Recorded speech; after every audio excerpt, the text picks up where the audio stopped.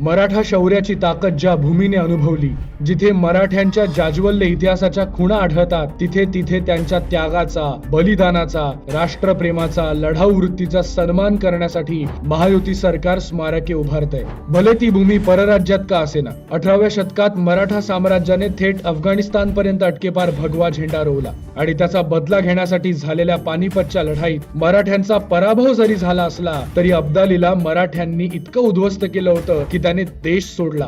मराठ्यांच्या याच शौर्याचे भव्य स्मारक पानिपत येथे 18 एकर जागेवर उभारले जाणार आहे. त्यासाठी राज्य सरकारने जमीन हस्तांतरणाची प्रक्रिया सुद्धा सुरू केली आहे. त्यामुळे आता उत्तर भारतात मराठ्यांच्या पराक्रमाची 2 स्मारके उभारली जाणार. आग्र्यामध्ये छत्रपती शिवरायांचं तर पानिपत मध्ये मराठा शौर्य स्मारक उभारलं जाणार आहे. महायुती सरकार मराठ्यांच्या शौर्याचा प्रेरणादायी इतिहास जगापर्यंत पोहोचवत आहे, याचा आम्हाला सार्थ अभिमान वाटतो.